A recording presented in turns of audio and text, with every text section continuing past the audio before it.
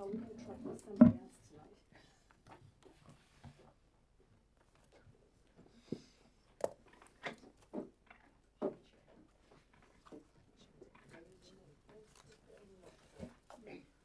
Yeah, I go old school with hard copy. I hope so. But it was not. Yeah. It obviously won't. Okay. Welcome to tonight's meeting of the Manydown Overview Committee. There are no fire alarms scheduled for this evening, so if a fire alarm sounds, please evacuate the building immediately. Fire exit is located at the side of the room. Exit through reception and meet in the War Memorial Park. This meeting is being webcast live on the internet and will be available to view on YouTube after the meeting.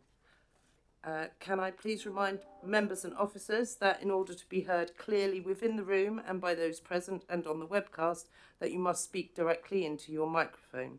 The microphone stem can be moved so that it's close to your mouth as possible. And I also ask that when we go into closed session, you don't use the microphones because it's just added safeguard so it doesn't get put onto the internet and it can't be heard outside either.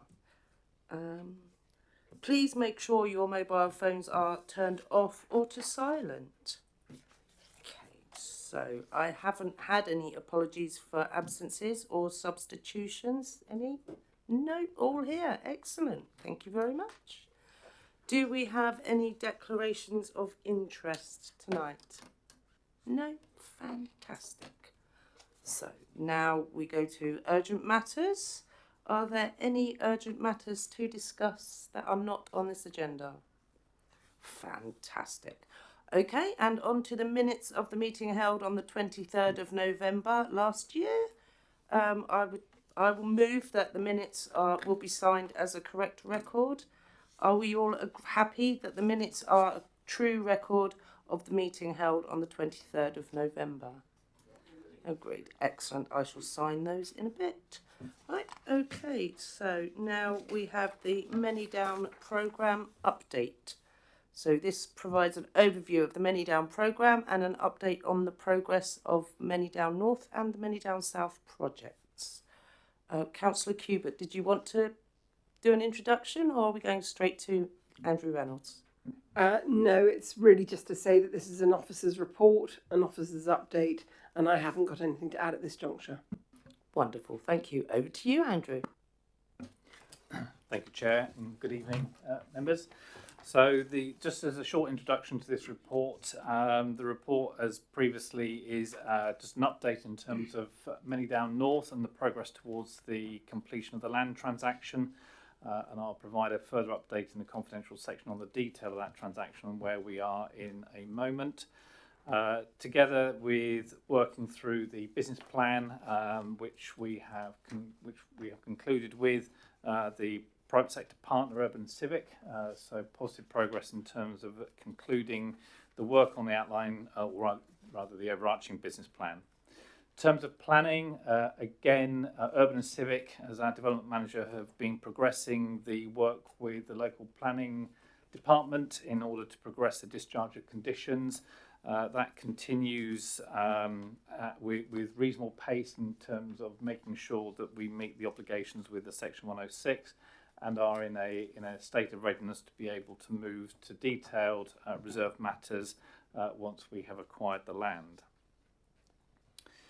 The Manydown Development Vehicle budget, again, the councils have worked through the budget with the MDV board. And at this point in time, we still remain in a position where that is capped. The reasons for that is to ensure that once we are satisfied that the risk of the project not proceeding, we will then continue to release funds. At this point in time, it's important to recognise that we are still working through those issues.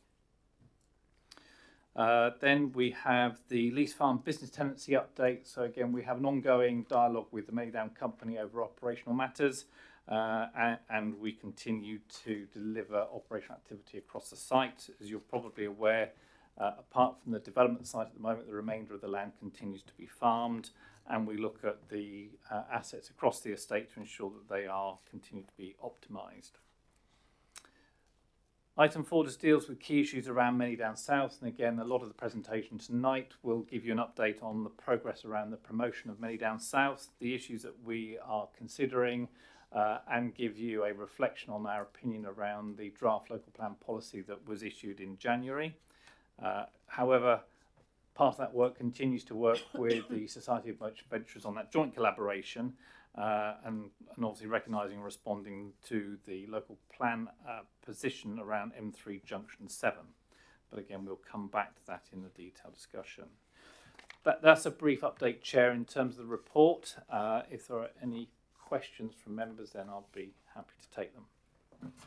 Thank you, Andrew. Are there any questions from the committee on the public part of the report? Thank you, Chair. And these may be better answered in the private session, I don't know. Section 3.12, you mentioned that there are a range of legal, financial and procurement issues. Are you able to detail those for us now, or is that better in private session? And the second question was relating to the temporary cropping licence. Could you just tell me what the notice period is for that, please? Thank you. Chair, if I may, I'll pick up 3.1.2 in the confidential session because the commerciality of what we're dealing with. In terms of the cropping licence, so there is a month's notice period, so it is short term. What the cropping licence also entails us to do is to be able to go on site and carry out works in terms of ground surveys, early infrastructure, and technical studies across the site. So we have complete access to go and do that at sort of 24 hours notice if required.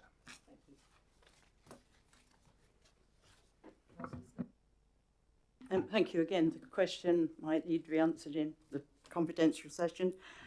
Realistically, when do we think the first homes will be ready for people to live in? The reason I asked the question is I was at the birth in 1996 of this project, and it's been the longest gestation period in history, I think. If you can't answer it now, I'm quite happy for you to take it into confidential. Thank you. I think it's fair to say, Chair, I mean, that it's not a confidential item. I mean, the programme is targeting homes in 2025. At this stage, until we complete the land transaction, once we have the absolute firm commitment of having the freehold, then I believe we will be in a much stronger position to confirm the anticipated starts on site and when completions and first occupations will occur. Thank you. Councillor Lee. Thank you, Chair.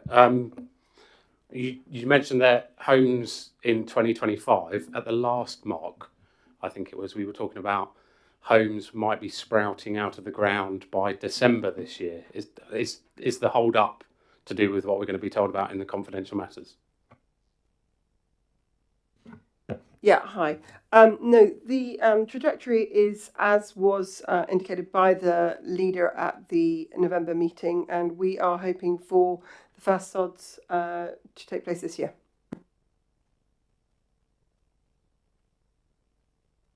Any other questions? Oh, Councillor Dillo. Are we able to get any sort of clarity where the traveller sites are going to be on Manydown North? Exactly where they're going to be? So that's been a wide-ranging discussion previously in terms of the current position. It is indicatively shown as part of the first phase, and that first phase is on land south of the B3 400. So that is the current position. We have obviously an obligation under the Section 106 to deliver within 5 years, and therefore that is the trajectory that we're on at the moment. Thank you. Any other questions? No?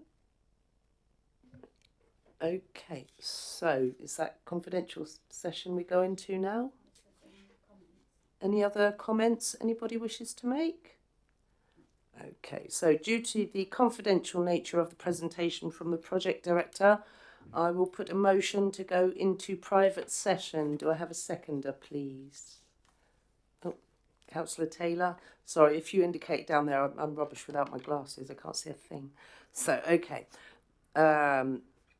We agree with members that the meeting is to now become confidential by passing the following motion: that pursuant to section 100A(4) of the Local Government Act 1972, the public be excluded from the remainder of the meeting on the grounds that the public interest in maintaining the exemption outweighs the public interest in disclosing it, and therefore that exempt information is likely to be disclosed as defined in the appropriate paragraph 3 of Schedule 12A of the Act.